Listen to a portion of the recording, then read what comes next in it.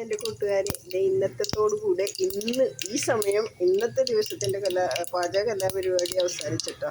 പാചകം ഒരു കലയായിട്ട് കൊണ്ടെടുക്കുന്ന ഒരാളാണ്. അതുകൊണ്ട് ഞാൻ പറഞ്ഞത് അല്പം കൂർക്കയുണ്ട്, ചെമ്മിനിട്ട് വേവിച്ച് വെച്ചു, ഉള്ളി ചതച്ച് വെച്ചു, കാശ്മീരി ചില്ലി, ചതച്ച മുളക്, കടുക് പൊട്ടി,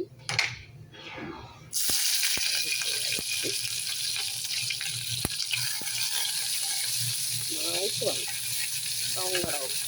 അറിയാമല്ലോ ബ്രൗൺ നിറാവുമ്പോൾ അതെല്ലാവർക്കും അറിയാവുന്നവരാണ്. എന്നാലും എൻ്റെ ഒരു സന്തോഷത്തിന് വേണ്ടി ഞാൻ കിട്ടുന്ന കേൾക്കാം. ഇതൊന്നും ആർക്കും അറിയാൻ പാടില്ലാത്ത കറികളൊന്നുമല്ല.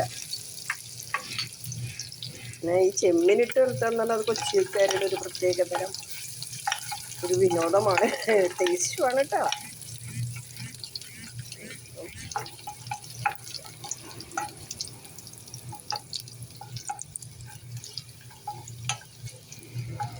ചുവന്നു നല്ല മണമല്ലുണ്ട്. അപ്പോൾ ഞാൻ ഇതങ്ങോട്ട് ഇട്ട് മഞ്ഞൾപ്പൊടി ഇട്ട് വേവിച്ച് വെച്ചിരിക്കുന്നത് കൊണ്ടാണ് ആ മഞ്ഞൾപ്പൊടി ഇടാത്തത്. നല്ല മണം. അതിനുശേഷം വേവിച്ച് വെച്ചിരിക്കുന്ന കൂർക്കയും ചില്ലിനും കൂടെ ഇങ്ങനെ ഇട്ടു.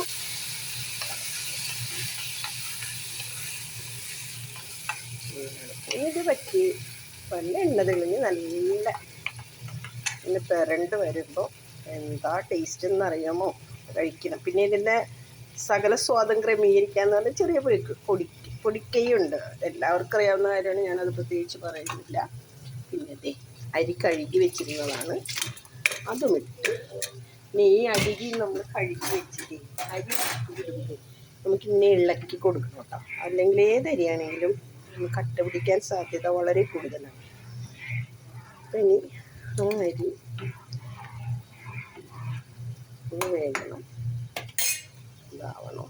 ഇനി അടിക്കൽ, തുടക്കൽ, ക്ലീനിങ്, കുളി, അത് കഴിഞ്ഞ് ഇന്നത്തെ പരിപാടി കഴിഞ്ഞു. ഓക്കേ.